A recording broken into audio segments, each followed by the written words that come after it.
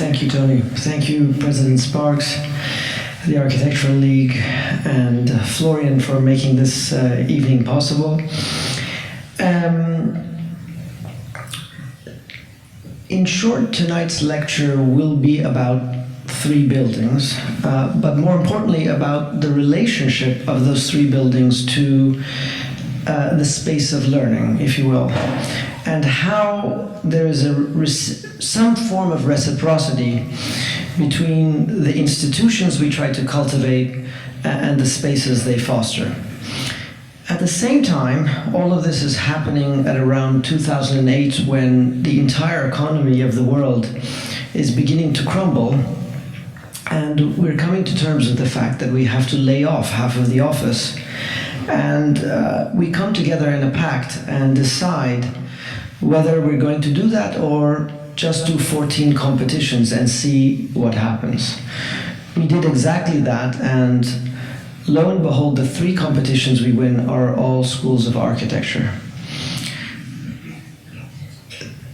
The problem with schools of architecture is that your audience is 500 to 1,000 students, half of whom are more intelligent than you are, and a spirited faculty who are your best critics.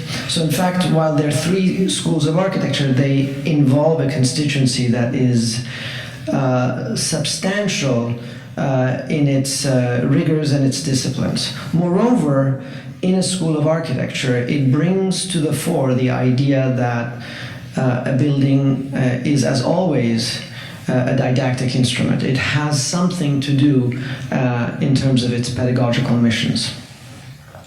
This is also all happening at a moment in time where the role of technology is actually completely transforming the way that we live our lives. We all know that ceci tuera cela, what it did to architecture, but now we're being prompted to think about what technology is doing to our spaces of learning, with online education becoming more and more prevalent, with information and knowledge being accessible. The question is, why should we go to the university? It's all there.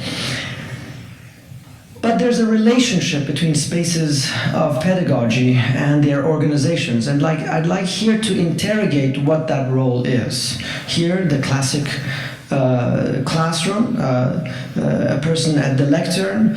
These also come with certain rituals.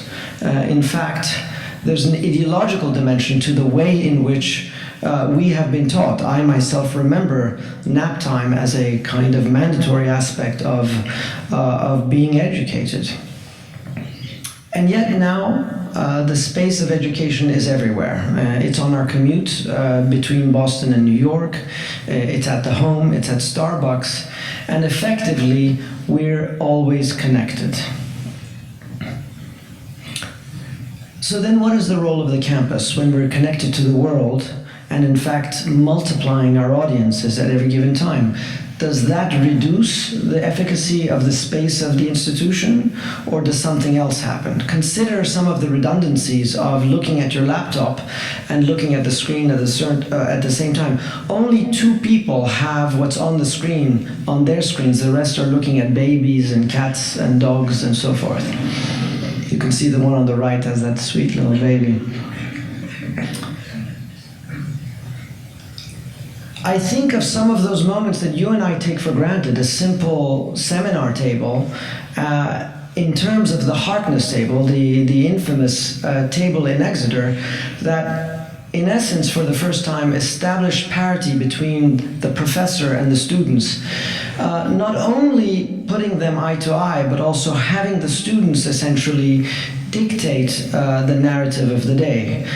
These things matter, and in fact, as we begin to examine parliamentary style of engagement and ways that we organize our spaces, we realize that these spaces of pedagogy have a huge impact on the way that we think.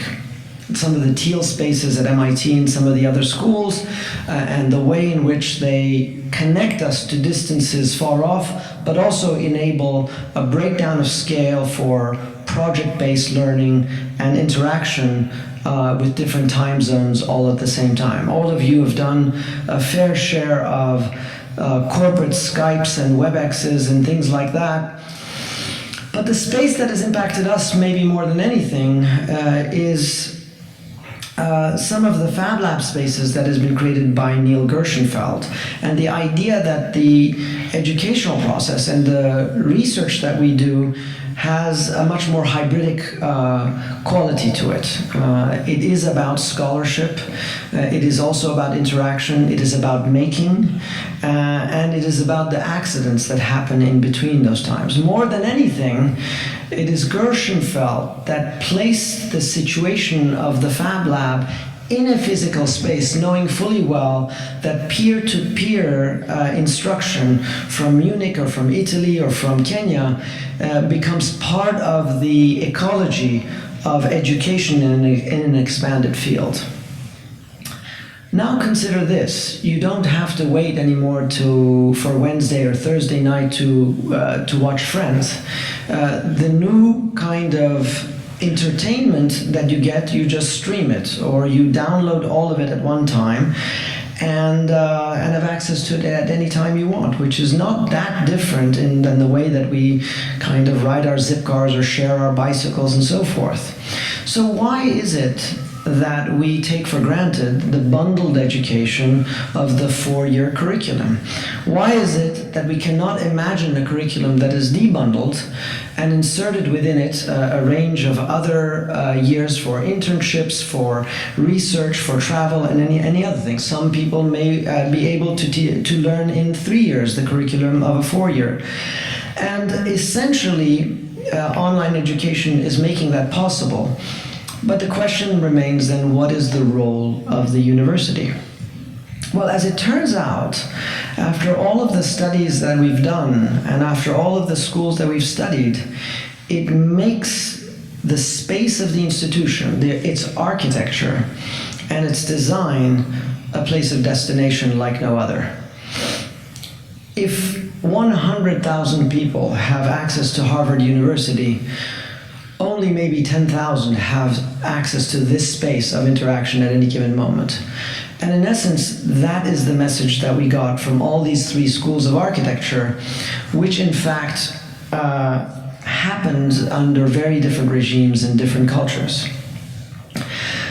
The spaces of architecture are not alien to us. I've always loved the Sao Paulo School of Architecture, not only for its material and morphological properties, but with the idea, the prospect that it is a civic space, it is a space of manifestation, and it is where people come to change the world. And in fact, this is one of those instances in the 70s. At the GST, where I myself spent some time, the idea that a school may be a place of transformation, that the theater and the spectacle, if you like, of design beyond the space of the individual is a collective project, a space of design under one big roof, a factory of production. In Cornell, it really maybe doesn't respond to the digital moment, except that brilliantly REM produces an addition to two buildings that is larger than the sum of its parts. This is the first time I've seen an addition define the host. Here's a moment where the parasite essentially becomes more important. I can't hide my own devotion and my weakness for Gesamtkunstwerk, and here Yale acts as a moment in which the very civic moments of education and learning come together in a stacked series of public spaces, from the auditorium to the library, the exhibit hall, and most importantly, the crit space. The one platform of education that probably only we share with each other, that is the space of debate and the space where students and faculty come together on the same level and interrogate the role of representation and generation in the context of changing the world. Here, also note the way in which all of the other spaces of classroom and studio space are a thick crust, not only on top but on the sides, bringing light in and creating a donut, essentially a frame for the spectacles that happen within. Our own research stems from a fascination from material studies, and these installations over the last 20, 30 years are an emblem of a focus on the role in which construction plays in the transformation of the built environment. And as part of the Venture-led Share that transformed our practice, we were able to be shortlisted and subsequently win the expansion of the School of Architecture for the master's program. We were given the Hinman building to play with, a curious 1920s building that is a real hybrid construction system with brick, concrete, steel, and wood. Really, we inspected the two ways in which conservation, preservation, renovation, and essentially intervention come to play a dynamic relationship with each other with respect to this modernist building that had to be respected. As a public space, the building was to serve as a multi-purpose hall with studios, exhibitions, and assemblies at the bottom.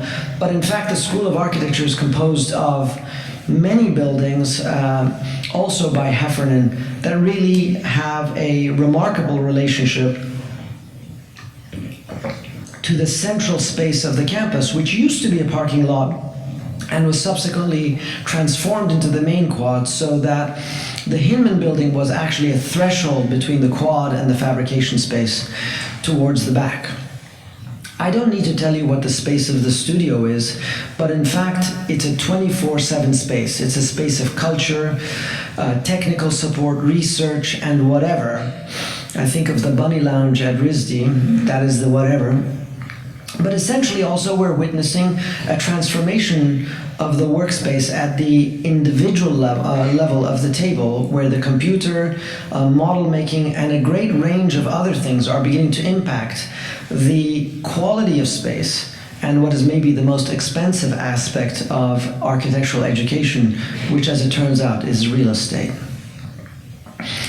We inherited this magnificent and, if you like, sublime space of the high bay, and the real question of this project was what to do in that, because we were given a program that would eventually stuff the interior of that space. But we're reminded by the Tate how that too is a civic space, a public space, or within that, depending on organization, one can produce a micro-urbanism, or depending on the qualities that one inserts in it, a space of the sublime. But luckily, because precisely this coincided with the economic downturn, so too was the program, and the budget, if I'm not wrong, went from 15 million to 11 million. And in collaboration with Dan Gallagher, my partner, we went back to the drawing table to essentially determine how is it that we're going to insert pieces within this high bay. And very quickly we understood one fundamental opportunity. If we turn the building upside down, conceptually, we begin to read the trusses above as its new foundation, and the gantry crane repurposed as a new support for a new studio space. So essentially, by lifting everything off the ground itself becomes flexible to be able to make lateral connections between the PhD programs, the exhibition spaces, the fabrication labs, and a range of other spaces that need to be constantly reconstituted in the name of flexibility. So if on any given day the studio space is filled with the clutter of studio spaces, the studio desks, the roof essentially acts as the foundation for the studio, a second means of egress, the lights that then go up into the air when people are building large installations. and essentially secure the lateral connections that we can make not only to the ground floor but also to the second floor. The suspension systems then become part of a language, of a filigree, if you like, of tectonic elements that in a way undermine the tectonic stability of those things that hold up traditional architectures. Everything is in suspense. The guillotine wall on the way to the crit space, the second means of egress kind of shrink-wrapped around extend mesh, the suspended studio that lands on a kind of conference area, bringing people together, and the whole medley of elements on a raised floor system that then brings electricity and services to the space. The stair then and the materials that are being adopted here are very much grafted from the existing architecture. This is not one of those Scarpa moments where the delamination of materials is articulated between the old and the new. There's a very devious way in which all of the materials come into a moment in which they repurpose or extend the logic of existing conditions. And yet, within the logic of conventions and off-the-shelf items like this spiral staircase, there is the figural moment where we get to create the figure as part of its safety mechanisms. And most importantly, the anticipation of what actually happens there. Luckily for us, you never really get to say what happens in any school. Scripting education could be the worst thing that we do. And so here, in this space, which is really formed around an idea of flexibility, is the space of graduation. It is the space of the fabrication of installations, the space of film, the Beaux-Arts Ball, and a range of other things that happen. In fact, currently, the arrangement of desks there have absolutely nothing to do with any of the versions that we drew for them. Most importantly, a building that was a research building in the past and highly insular and closed off to its context becomes a threshold between two major spaces. The quad on the right-hand side with the main stairs that take you in, but the huge garage doors on the back that now open up and essentially roll out large test mock-ups and so forth in the back. Note here, I like to say that we literally ran out of money at the end of this project and didn't have enough money for the labor of polishing the RESE of the research building, giving its appropriate name as a school of architecture.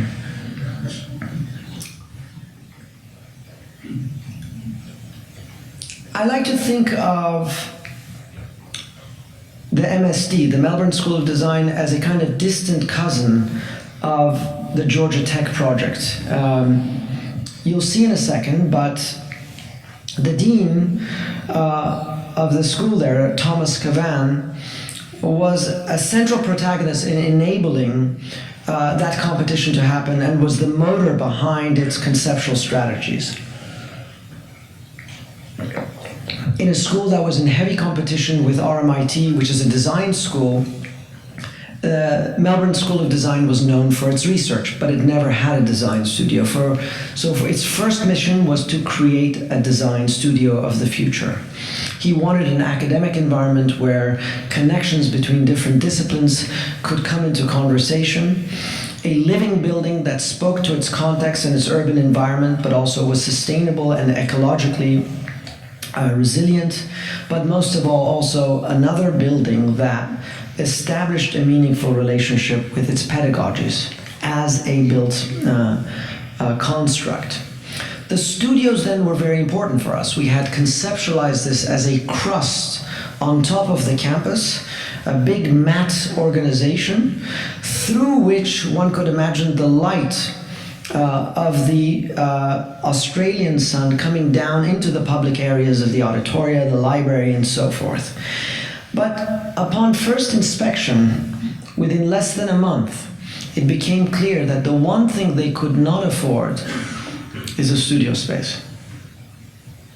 And so we were sort of left high and dry. What does it mean to design a school of architecture and design without a space of design, a studio space? From an urbanistic perspective, what was important to recognize were the beautiful neo-Georgian courts that articulate the landscape of the campus, and also recognizing that our building has a deep footprint. There is no front, there is no back. It is a building of 4 sides, and once expanded can produce a courtyard, an atrium space in the middle that brings all of the various elements of classrooms, offices, exhibitions, libraries together around a hollow core. The big question for us was whether there was a way in which we could carve the studio space out of the net to gross area of the building. So if you had originally conceived of a studio as the crust above the building, what would it mean to rotate that down and make a vertical studio? Expanding the corridor dimension from about 5 or 6 feet to about 9 feet, knowing fully well that you could double dip and extend the studios into the space of the crit spaces at the bottom, into the classrooms on the 2nd level, into the master's research areas on the 3rd, and then finally into the PhD levels. So the studio space is essentially a malleable sponge that begins to soak its relationship to the various areas in which it will expand. And so, essentially, we're erecting a studio, something that you and I normatively would imagine as a face-to-face relationship, now begins to happen vertically, but also in relationship to the programs behind it with flexible screens, doors, and other mechanisms that enable a kind of kinetic connection between the front and the back. From an urbanistic perspective, this is a building, as I said, that has no front or back. From Swanson Street, a direct connection to the southern lawn and the administration building, the Elizabeth Murdoch building, mother of Rupert, as I like to say, with a connection through the building, as well as the atrium connecting back towards the campus on the north east, the delivery systems, the Fab Lab beginning to gain a presence in a courtyard in the north, and of course at the end the main quad of the campus, the concrete lawn connecting to the student union and reactivating what is called the Joseph Reed facade, a bank that was placed in front of our building some 50 years ago that became part of the competition brief. So effectively, the strategy was to absorb the context by extending the ground plane through the building and then creating a piano nobile, 1 floor up, that becomes the new ground for the studio space. The space of the campus then absorbs the various activities that happen. The southern lawn in relationship to the library, the concrete lawn in relationship to the gallery on the western edge. On the eastern edge, this time again a guillotine wall that is over 60 feet wide opens up to ventilate the space on the inside in relationship to the Elizabeth Murdoch building. And finally, a grand entry that brings you into the space of the school from Swanston Street. And of course, a connection between the public promenade that is at the base of the building and the new design studio as you peek through an oculus above.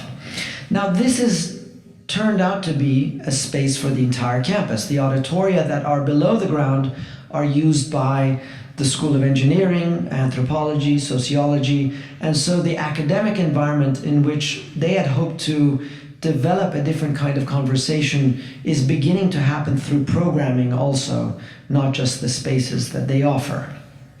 The connection to the studio then is done on a diagonal looking up into the studio space, up at this new ceiling, which is essentially a wooden LVL system that spans over 22 meters.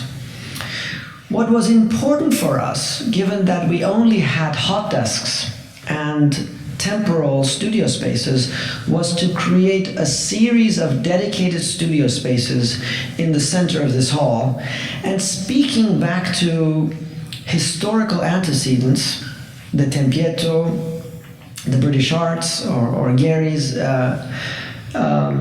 Berlin building, the idea of a kind of totemic artifact within the context of our building, but to do so in a way that is a direct extension of the logic of the building and its materiality.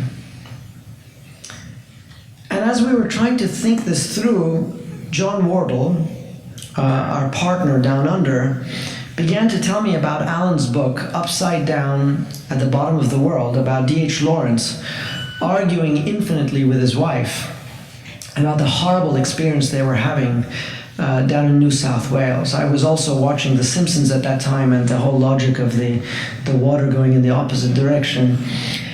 And I thought immediately of Georgia Tech and what we had learned there, and the idea of finding a way in which we develop a structural system on the roof that spans 22 meters, a coffering system that gives lateral bracing to it in between, giving indirect sunlight for natural daylighting, and then from this compressive and heavy system of timber, begin to suspend a structural system that goes down one studio, another studio, and finally the third studio on the bottom that does not touch the ground, but also tectonically imagining how you're going from a heavy system to a light system, literally suspending and hovering over the floor that remains open for events, lectures, installations, and so forth. I'm going to skip the animation and go directly to the organization of the building, which essentially has an unequal distribution of dollars per square foot, with the most expensive in its core, and then the studio spaces become raw concrete spaces, and then an elaboration of the skin that then tempers the severity of the sunlight on the east, the north, and the west side, essentially creating a series of rings. The core of the building is then constructed out of a coffering. I should say that all of this building was scheduled to be built in 24 months, but in fact happened in 18 because of the advent of prefabrication and off-site construction. So most of everything you're going to be seeing was built somewhere else, brought to the site at 4 or 5 in the morning with a roof that was erected in less than 2 weeks. Suspending the studio from above, essentially from heavy systems and laminate systems, to produce a kind of entices with the bulge of the ceiling, the roof, an inhabitable roof, bringing the forces down while also articulating an acoustic system underneath it, which is composed of those veneers to which I referred.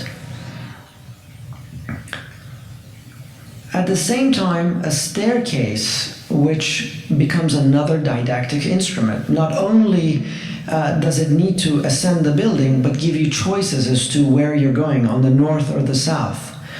So the Y stair essentially is the bridge itself. The railings become the truss, and after we saw the construction of the truss, we realized that all of the acoustic lining that we put on it, which was part of the necessity of the brief, may be something that we can forego, at least in the underbelly, to begin to reveal parts of its construction.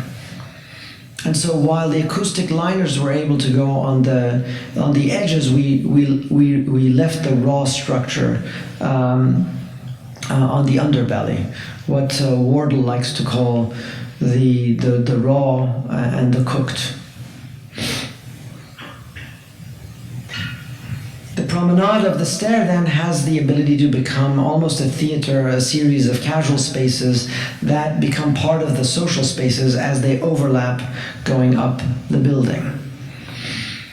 Most importantly, as we come to understand structural systems and the heavy toil that they have on natural resources, we discovered the cross-laminated timber not as the structural system alone, because some of our loads were just too much, but the possibility of hybridizing that with metal rebar and actually using the cross-laminated timber as the formwork for the building, and then it becoming together as a sandwich system that then is the floor space that builds up the decks as you go up the building. So again, the second floor is the conference tables and model making tables outside of the studio spaces, the drafting spaces with laptops and so forth, a space beyond that with the master's program next to it, and finally the lounges, the seating spaces, and the crit spaces on the top with the PhD programs, making sure constantly that the undergraduates, the masters, and the PhD programs are mixing on the vertical axis. All of this, again, shrink-wrapped against this mesh that effectively denies you of the presence of railing systems. What we wanted most of all was to eliminate the barrier of the guard and really bring everybody to the mesh itself and speak to the opposing side. In this instance, then all of the drafting and social spaces come together along the edge. The skin of the building then is composed of a series of corrugated zinc panels, custom perforated in relationship to the views and the orientations that they sponsor, but effectively they come to receive the light, but also enable views out of it from various directions, with a very simple tooling system that then rotates to give all of the different patterning systems that are available to the eye when you look outside. Also, because of the corrugation of the zinc, we were able to minimize the strut systems so that there are no horizontals along your eye line. They're below your feet and above your head, so that the structural span essentially is able to get around that. And finally, the precast system, for which Australia is very well known, a large monolithic system that gets exposed in its own right on the southern edge, which is, in our world, a northern edge, where the variegated window system of the studio spaces becomes articulated and finally ascends to the large studio space on the top that looks over downtown Melbourne.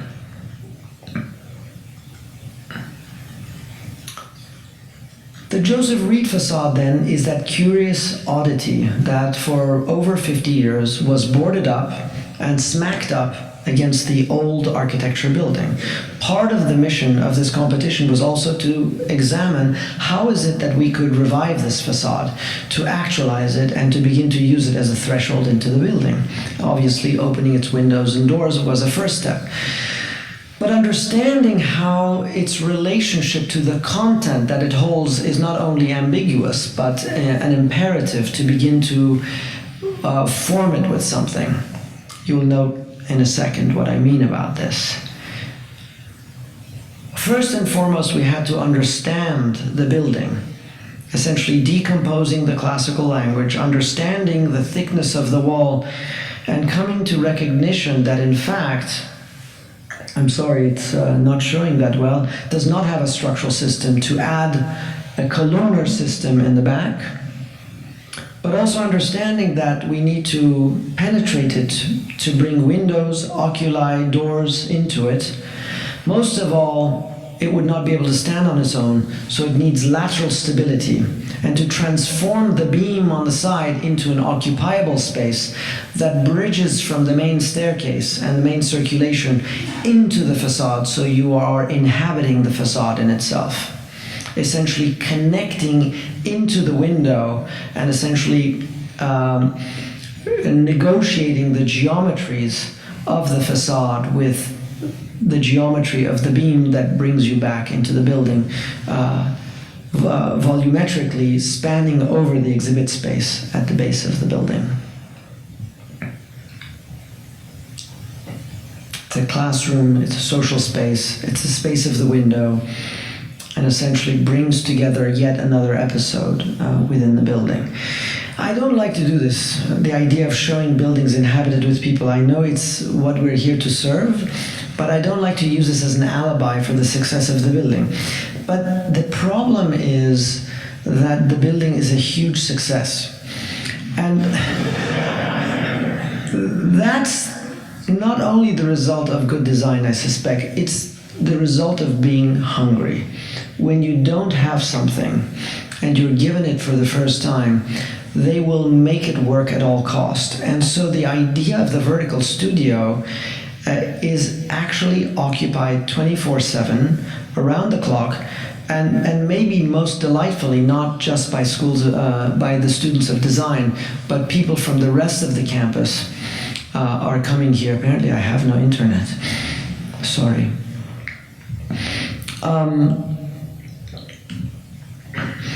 And it's become a vibrant social space for the school. So I'll now end with a very torturous project that we're undergoing right now for the Daniels faculty in Toronto, which is smack in the middle of the slide. The circular space called Spadina Circle is a fascinating location at the southwestern corner of the campus. The challenges of this project really had to do with the renovation and the relaunching of Knox College, which has undergone many generations of programs with many smaller structures built in the back that needed to essentially be demolished in order to revive the building. Very, very low budget, so compactness was the name of the game, and we had to look within the logic of the existing building, a kind of formal logic that would extend it and wrap in onto itself. A circulatory donut that by virtue of completing its circulation for the first time in history gives a facade to the northern portion of Spadina Circle. Within that, the insertion of the services on all four corners, bathrooms, stairs, elevators, and so forth, and effectively framing what used to be a courtyard into a multi-purpose hall where most of the events such as this, but also other classroom spaces, can occur once divided. The challenge of this building, of course, is the Daniels faculty is observant not only for architects, but landscape architects, urbanists. And much of this building is really about its negotiation with its urban context.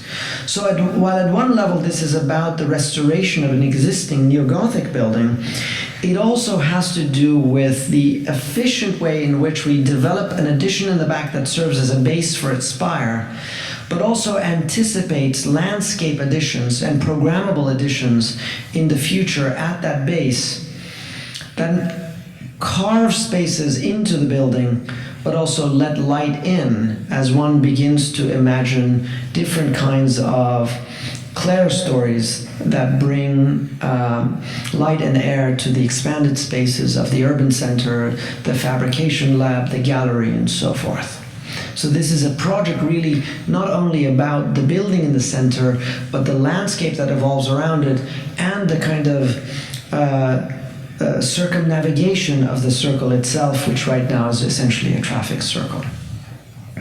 Understanding the logic of the existing building, these expansions are very much part of the logic of the existing pavilions that are at the corners, all of which serve as either classrooms or halls of some kind, but essentially the old building serves as offices and classrooms, while the new building serves as the grand studio space.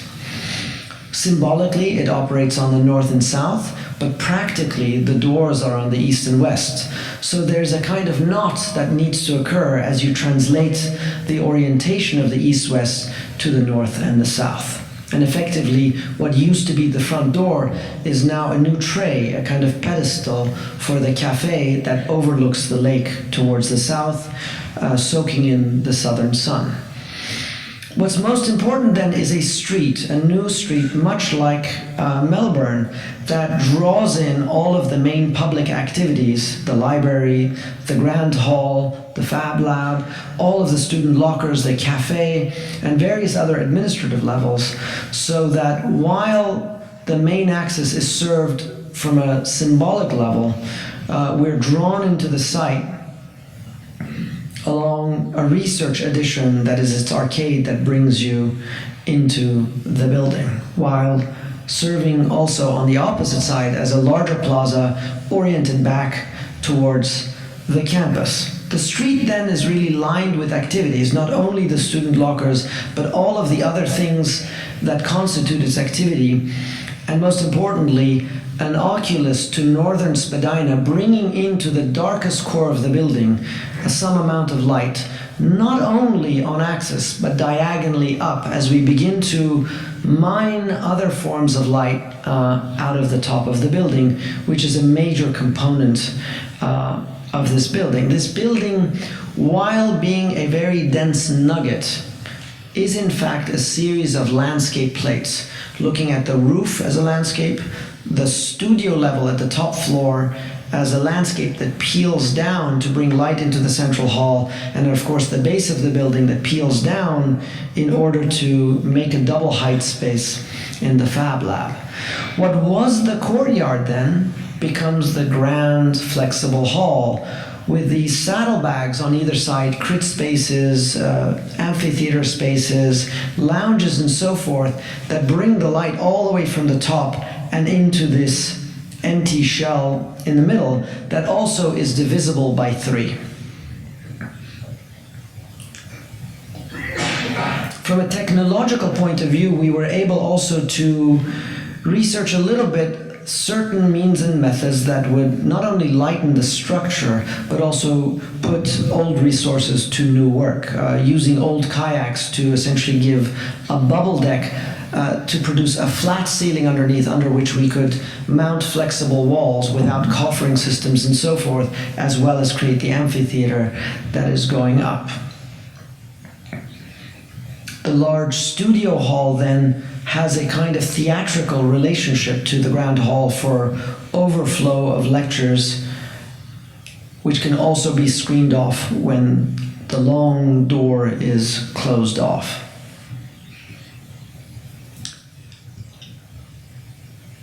And most importantly, the idea that this space is really about flexibility also. It's divisible by 2, by 3, by 1, in different orientations that begins to speak to its context in different ways.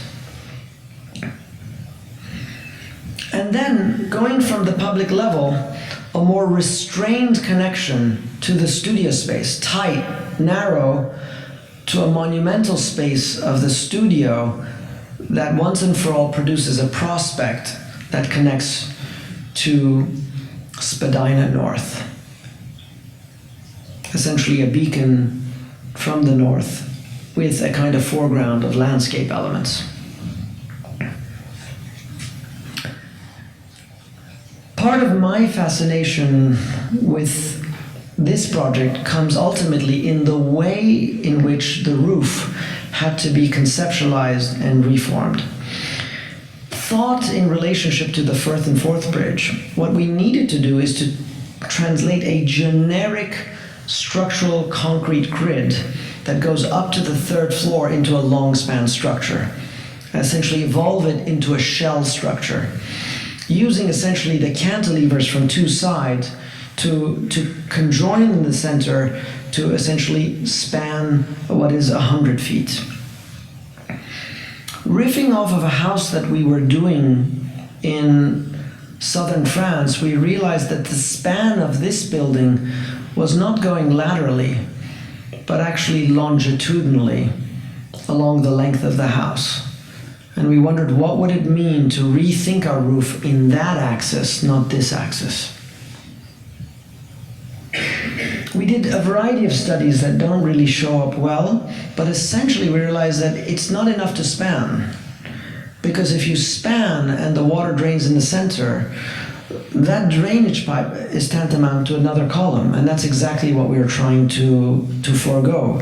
So we had to think hard about what are the systems of concrete shells, and we had to put the skylights on the edge with a kind of oculus on the center that then gets a slight glass roof that pushes all of the water drainage system together on the east and west edge. So effectively, this is a structural system that is working in tandem with the daylighting system and the hydrological management of the entire roof. So this landscape is essentially a kind of smart system that tessellates the organization of the roof.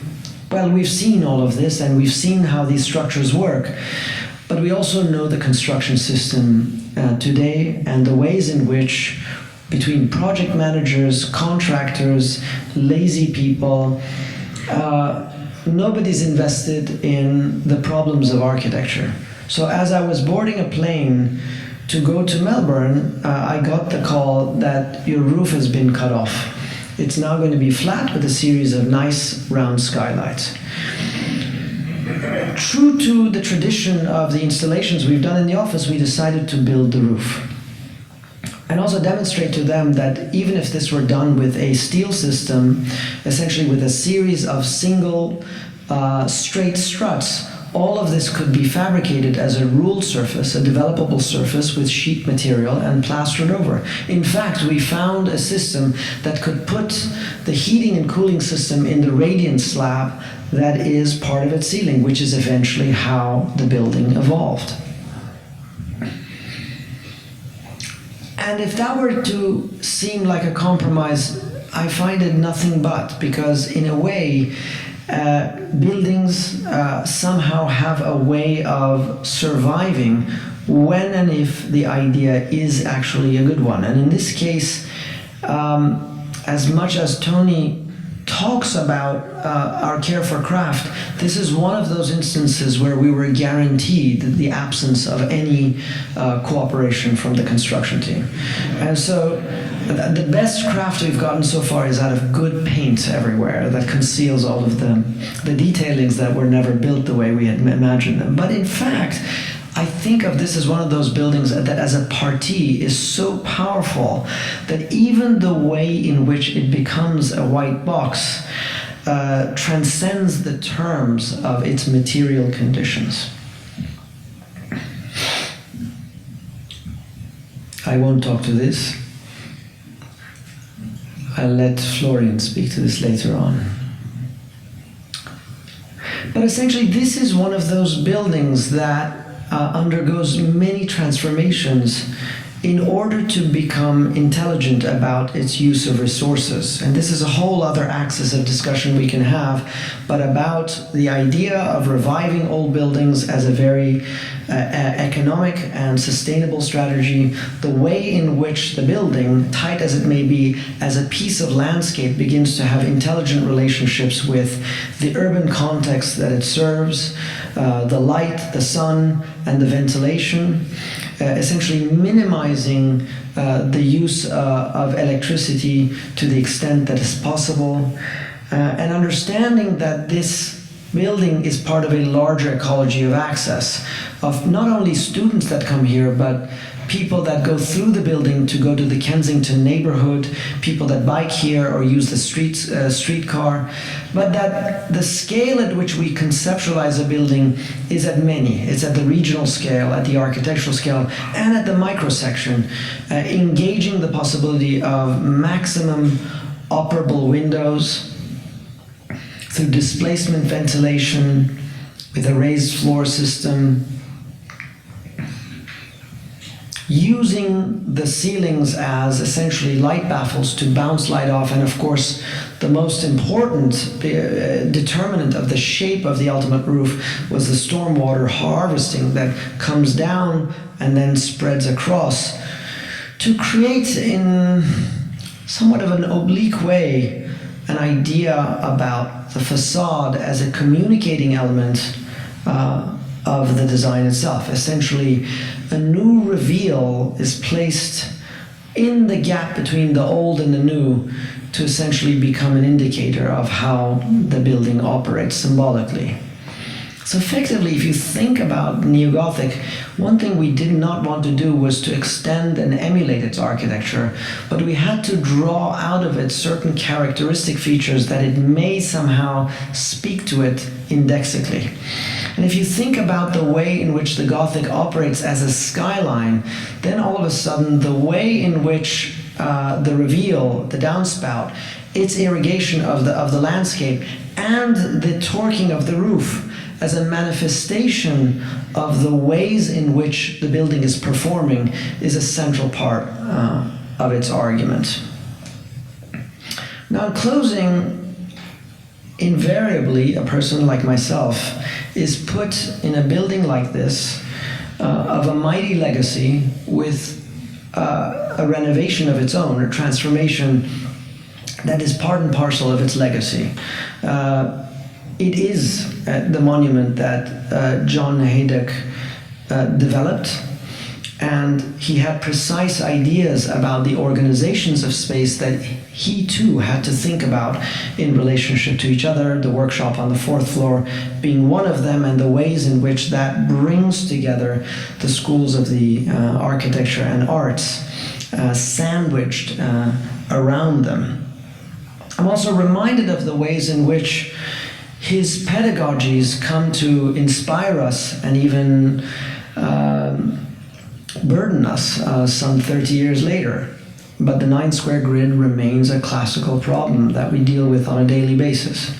So instead of ending on a big message, what I'll say is that while we deal with the problems of the world, of ecology, of urbanism, of the difficulties of the building industry, and the ways in which we interact with them critically, we're also invested in microscopic aspects of the architectural discipline to which I am still very much invented.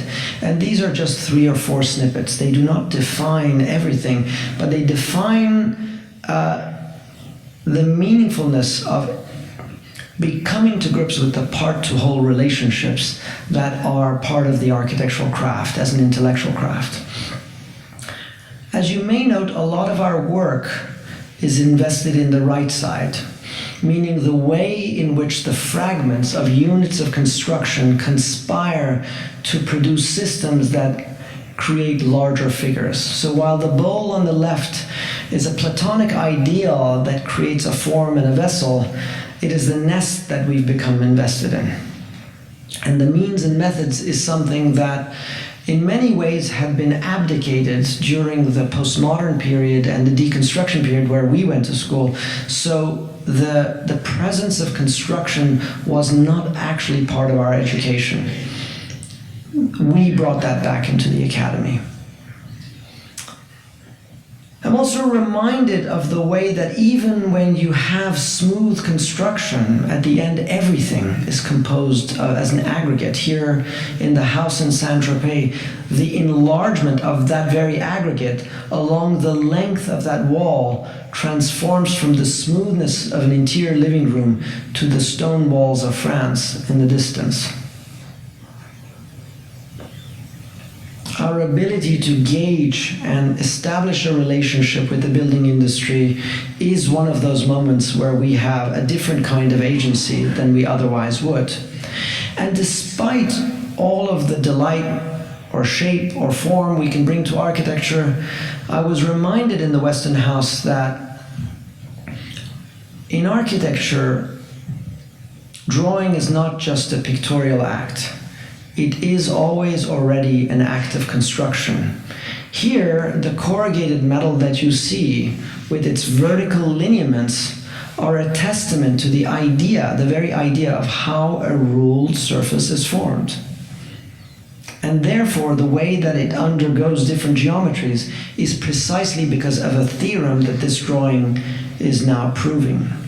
The line at the top is the same length as the line at the bottom. And finally, the idea that construction, one way or the other, no matter how smooth it is a wrestling with the idea of aggregation. And in this case, how the discovery through leverance, that it's not the brick that we're looking at, but the space between the brick, the mortar line, and how its expansion and contraction from a running bond to a Flemish bond may bring into this structural system the idea of an environmental and illumination system. So with that in mind, I invite Florian to the stage where we can expand this discussion. Thank you.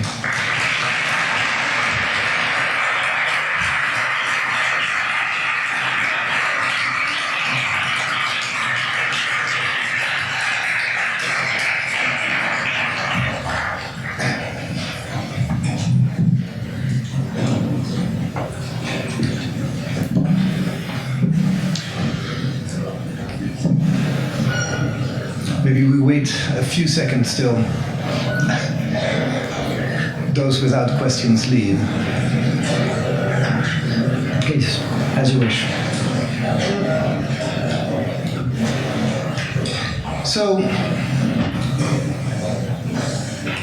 I am here to kick off a conversation which hopefully will be a conversation which everybody can engage in. As we were reminded at the beginning of this evening, this is a room of great debates and great exchange, and so I suggest we start and then we engage the rest of the audience within this conversation. I'd like to start with a very simple question, but maybe one that also leads us into a larger conversation. Which is, you did 14 competitions, you won 3, what were the other 11? We were turned on to Belgium at the time through Alexander de Hoge, and he somehow forged a relationship between us and the national architect of the time, and we entered one competition after the other, and came in second every time, which is tantamount to coming last. And so those were the lion's share of those competitions, as well as a few others that where we had almost no chance. And as you know, the competition system works only if there's shortlisted competitions. Open competitions just don't work. It's the odds. In these cases, really what there was the right alignment of stars. In Georgia Tech, our history with the Venture-led chair was central to it. In Melbourne School of Design, we did not know about it at the time, but that there was a hidden element about having somebody from the Ivy League to be part of a team. And the difference was that we did not elect a local team to work with us. The local team was a bona fide and extraordinary design team led by John Wardle. And we partnered together and essentially erased all boundaries between their studio and our studio. So it was a true collaboration. And then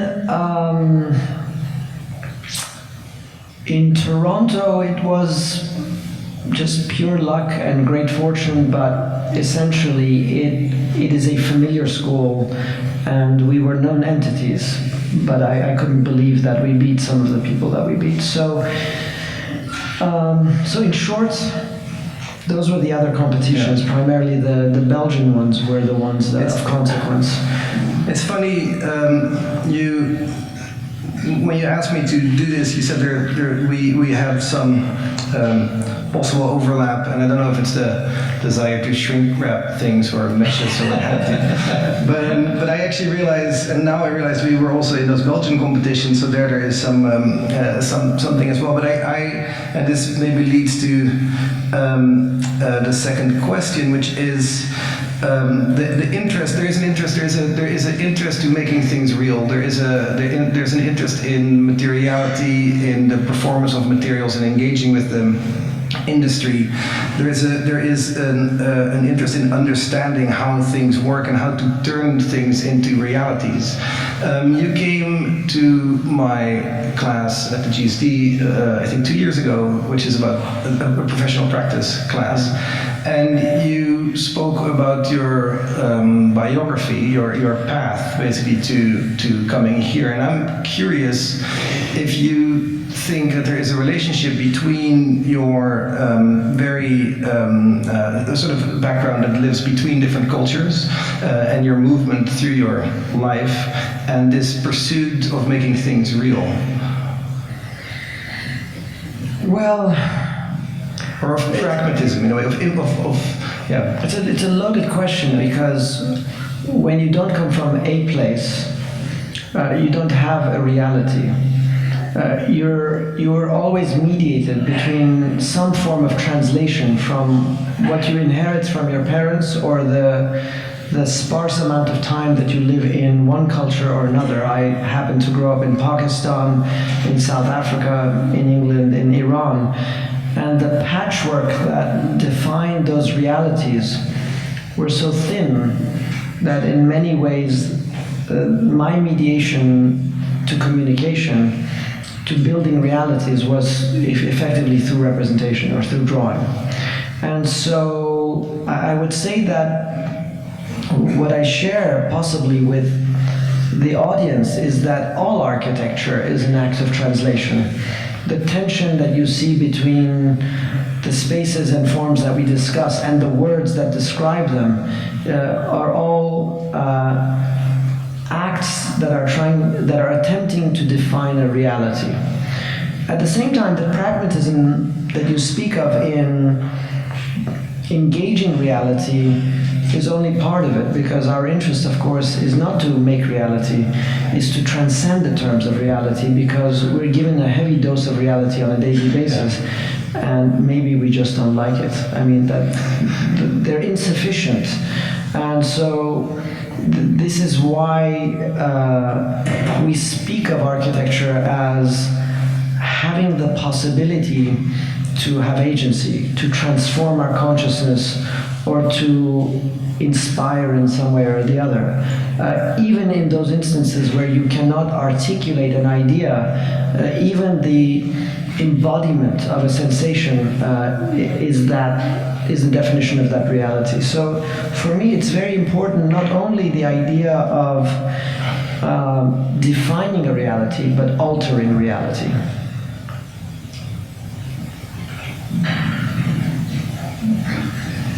I'm wondering if we should continue on this. I think it's very,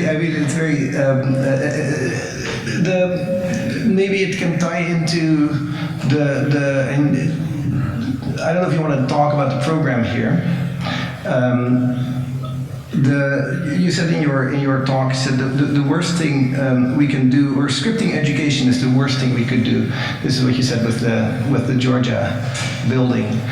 The school here has its own history, its own legacy, its own figures, its own characters, even its own fictions. And I think the work you show, the work you have done, the work also so these three projects, they seem to come from a different lineage, maybe one that has to do with material, with assembly, with construction, with making.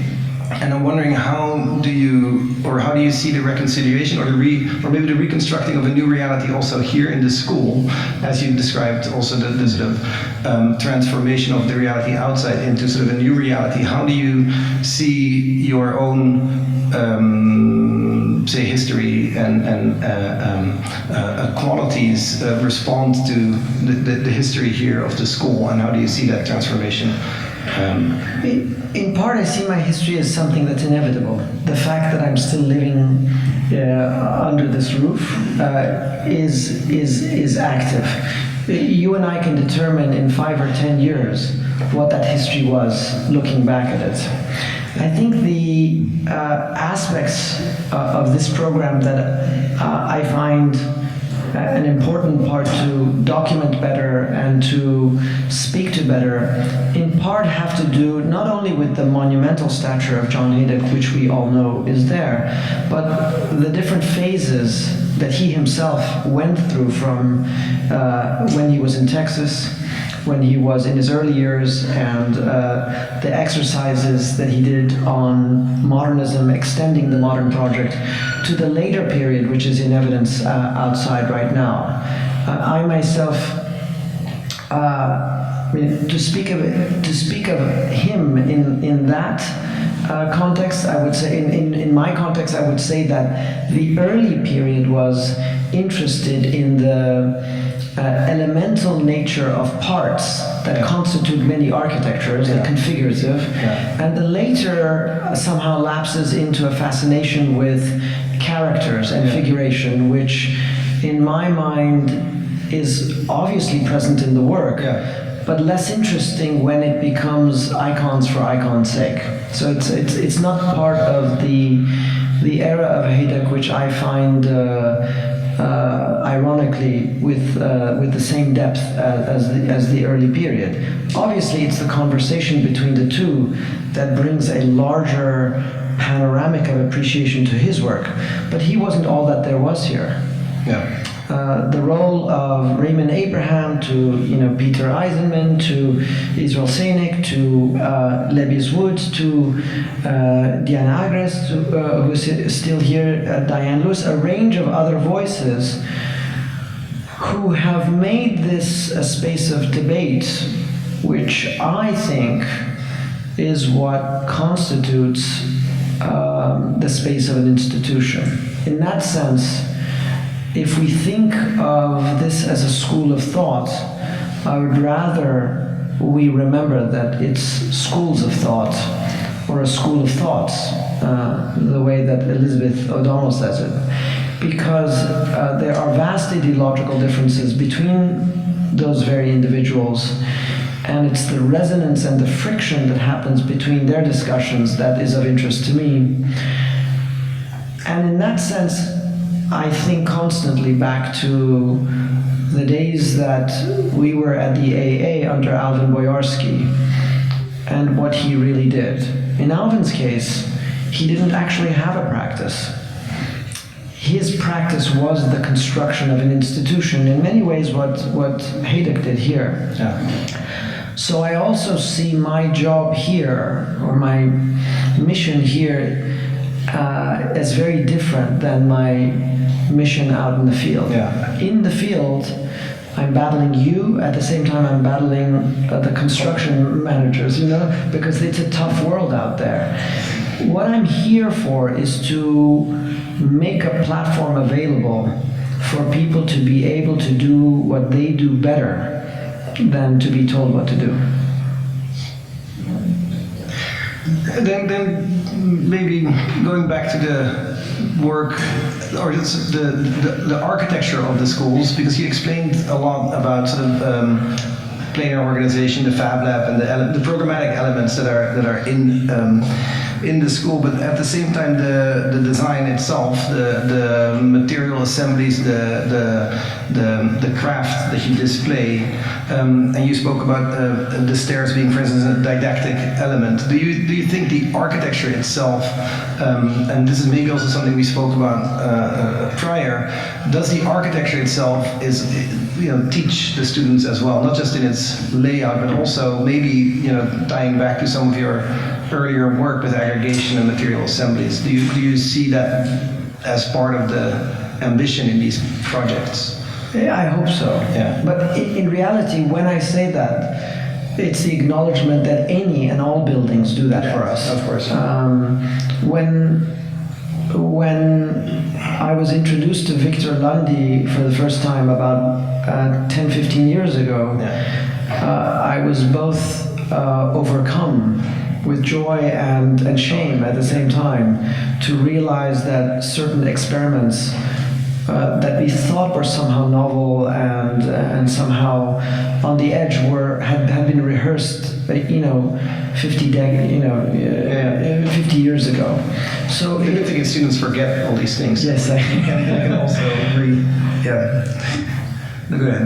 no. So no, that's it. I mean, Yeah. Meaning we have to redo these things continuously because people tend to forget them as well. that's right. Yeah.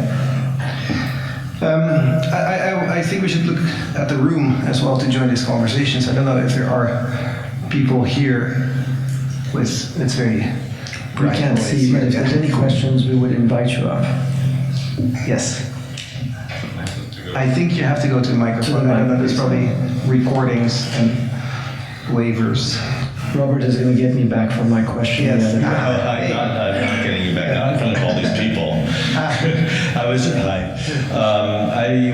One thing that struck me in the slides that you showed, Nader, is the image of the School of Architecture at the University of Sao Paulo. And it looked to me like there are things, it's as if your project in Melbourne and the one for us at the University of Toronto are somehow meditations on that big open span space.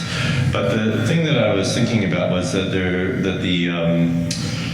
the Sao Paulo school is made out of cast concrete, and it has that kind of directness of form, which is characteristic of a kind of construction which is largely absent and unavailable to us in North America, and that your projects always have to deal with the mediated relationship between structure and surface, skin and structure, and that's probably enough for the question. But the thing I wanted to add to that is just that it seems to me that it gives you, or anyone working within the North American construction system, and the Australian one looks the same, it gives you liberties with regard to finish and form that are different from those of that very direct mode of construction of Sao Paulo School. I wonder if that's something you can speak about. No, I mean, it's a very important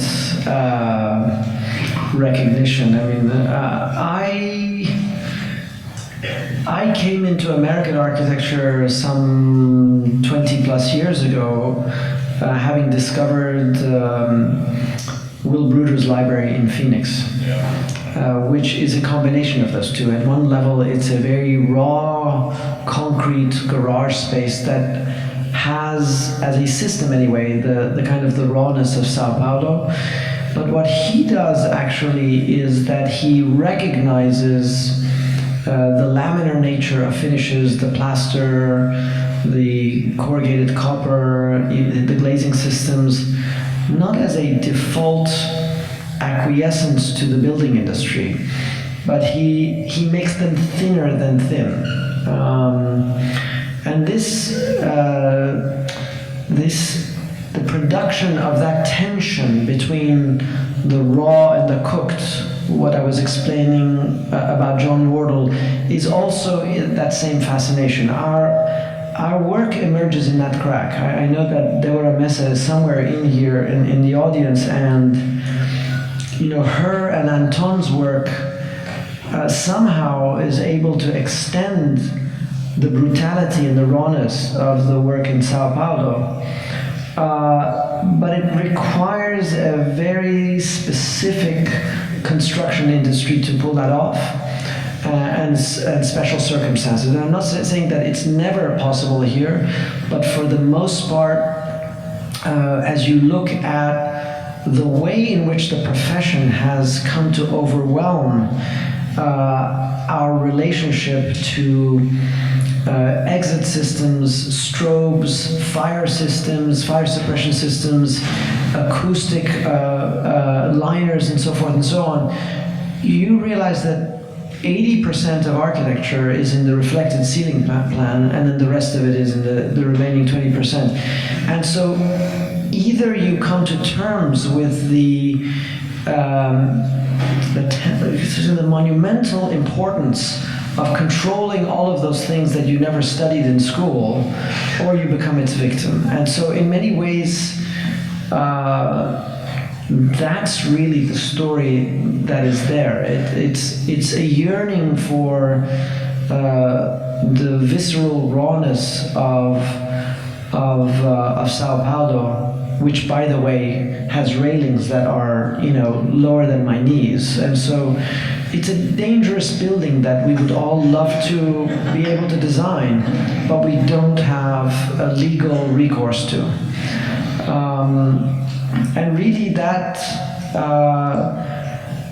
there's no room for sentimentality. If you have to build guards that are higher than my neck, well, you have to design a good one. And so this is what we've tried to come to terms with.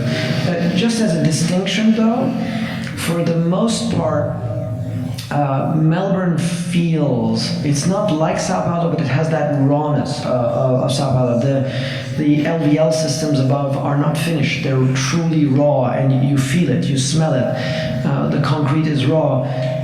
Toronto is exactly the opposite. I mean, you have freedoms in the laminar system. You don't in Sao Paulo, right? You do. Yeah. Well, the freedoms are to cover things, but in fact, they're flawed freedoms. I mean, with the amount of access panels and all of the other things that don't get... You know what the problem is? It has nothing to do with design. It has to do with your ability to orchestrate and coerce the facilities of the school, the project managers, the contractors, and all of the subs to come into alignment on things that have actually been coordinated in the drawings, but to build them correctly.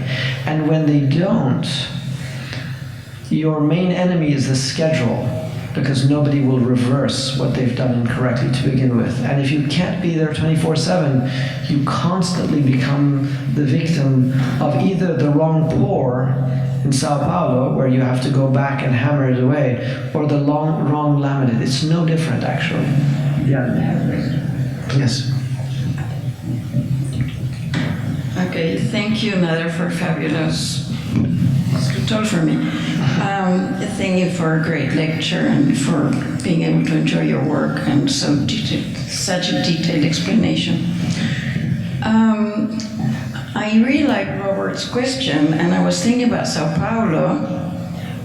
And first of all, it's a school where there are thousands of students. So it's a very different programmatic situation, urban situation, and climatic situation, because it can be all open. But that's just an aside. Yeah. To me, the question that's not being talked about, I don't know who, how, but one should, in my opinion, in this context of the School of Architecture, is that there's the old expression of a formal will. And there's a formal will. It's not the concrete. I don't think it's the concrete or the code or the technicality or the construction. Sure, I like better concrete than having sheetrock. We all do, I guess, unless you really want to use wood and base materials and so on. But in the end, the way you use any of those materials goes through whatever is your approach, what's the discourse. I think all we do, whichever technical systems we use, whatever materialities we favor, whatever structural modes we would follow, there's always a relationship between that and a particular discourse. And so I'd like you to talk about that, because you didn't. You talked a little bit in the beginning, but in my opinion, and to me, and in this context, and the way you presented the context so well, in terms of discourse and education and pedagogy and all that, I'd like an answer that relates your approach to your choice of material, your choice of structure, your choice of programmatic organization solution in relation to discourse today. That's what I'd like to hear. First, I'd like to say is that what's amazing about practice is how much of it is pre-orchestrated for you, or somehow as a result of a collective democratic process of managing vast groups, 90% of it is decided. So your your options of working with materials aren't really there. I mean, you either are building in a steel city or a concrete city, or that there's certain systems in housing that are concrete because of the floor-to-floor ratio and the precast systems versus steel buildings. So I would say that we're not interested in selecting materials. We're simply opportunistic once we're cornered into a material system. Now that doesn't mean that we don't like materials. It simply means that that acknowledging the opportunism that comes into play is the most important thing, because most often you're not designing a building. Most often you're revising the building at value engineering. The amount of waste that goes into designing buildings that get totally redesigned in the 11th hour is the biggest lesson I've learned.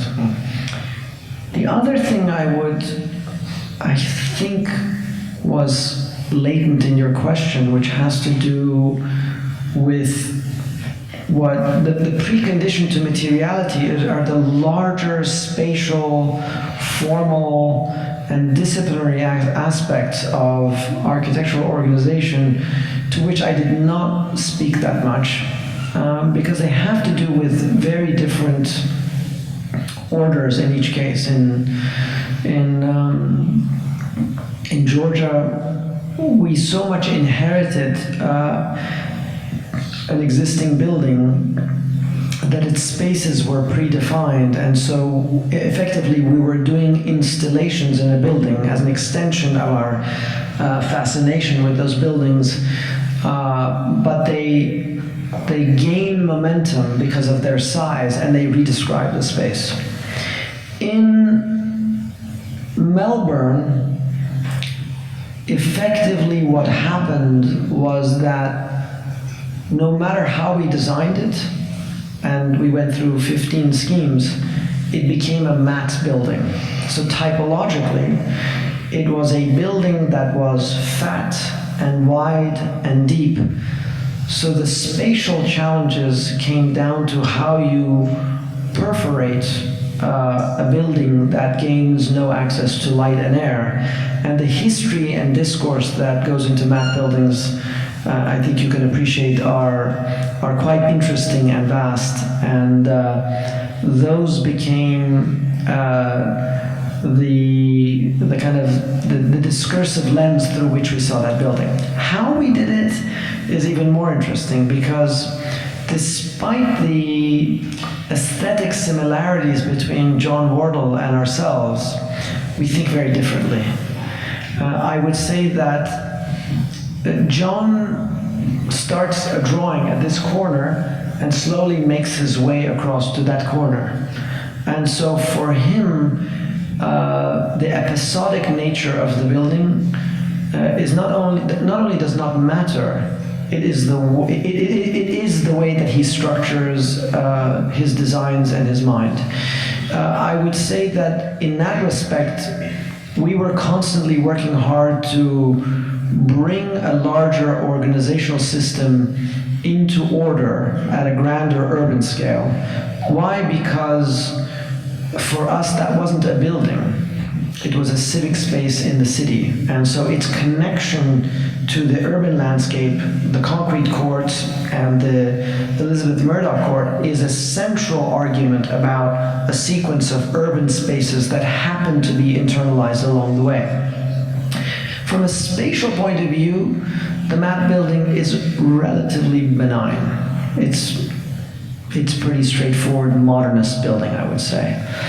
I think that begins to be challenged in Toronto, where the relationship between the systemic way in which the grid as an organizational system develops as a matrix for the building, but then spatially torques as you begin to bend and twist the ground and the sky, becomes something that is inventive spatially and morphologically. So despite the fact that the plan is a square, the experience and the qualities of the space are anything but.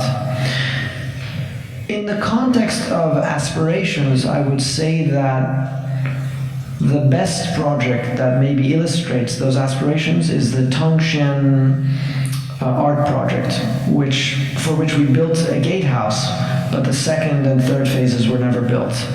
That project brings certain elements of materiality, of spatiality, and the organization of those to the urban spaces that they sponsor into a larger dialogue. And I have to humbly say that, you know, all of us have done many projects. You've done dozens and dozens. I can only point to 3 or 4 projects that I like, and that is one of them.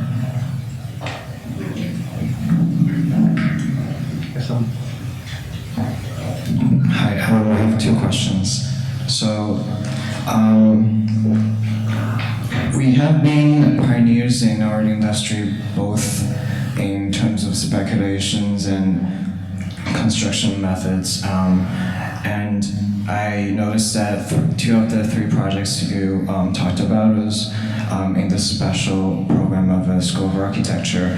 And I mean, 2 of the 3 projects were expansion or renovation of existing old building.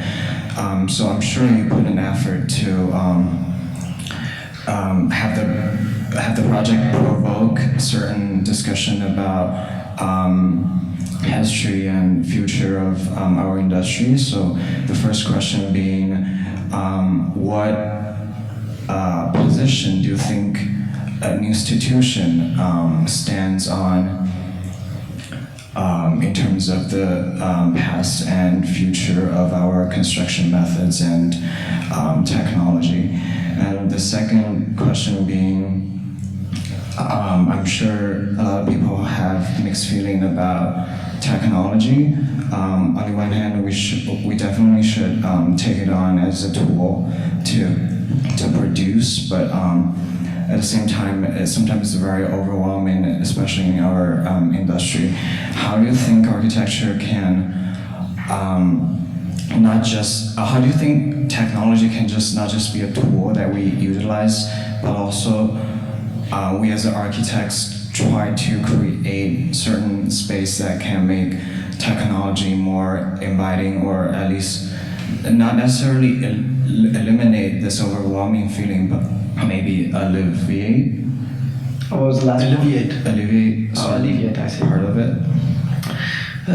These are 2 very different questions, so let's take them one on one. I think the RISD project, the RISD library, to which I did not speak tonight, which is a project of, if you like, you know, conservation, preservation, renovation, and intervention, is a good illustration about the presence and consciousness of history and the way that we position ourselves in relationship to the world, not only in that project, but also the projects I showed today. Because in part for that project, we had to revive certain crafts and techniques that had by now become obsolescent. And so we had to actually extend a history that had ceased to exist. And that's part of the conservation. The renovation had to do with the inevitability of that building also coming into its own obsolescence unless it inherited the fire suppression systems and exit signs and all of those things without which it could not survive today. So our ability to smuggle and encrypt those systems inside the classical elements was a strategic tactic, a smuggling tactic that became part of the act of renovation. But that's a different ethic than conservation. And the third one was the recognition that no matter how hard we tried, we could not fit the program that we needed in that space and what intervention would do to that space. And then that's a third philosophy, which has to do, in that case, the ability to build off-site 7,000 square feet that could be installed in less than a month, but most importantly, recognize that we are here today in a temporal moment that will be overturned in 10 to 50 years, and that library will become a different program. So the reversibility of that project in the context of a longue durée of history is even more important. So I guess that relationship to history is a pretty important one for me.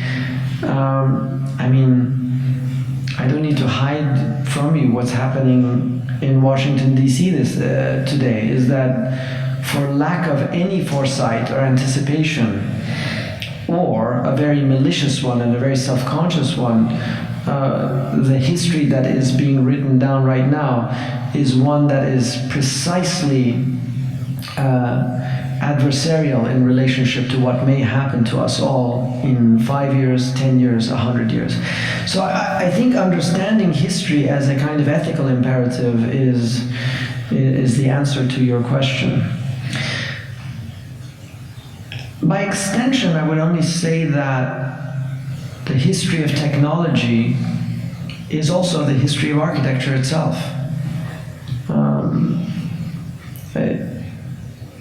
Your question was suggestive about the role of technology, but somehow there was the absence of the consciousness that the Romans built what they built precisely because of a certain technology. The Duomo in Florence was one based on the technology of its essentially constructability, not the dome itself, but the system, the means and methods that would put it into place.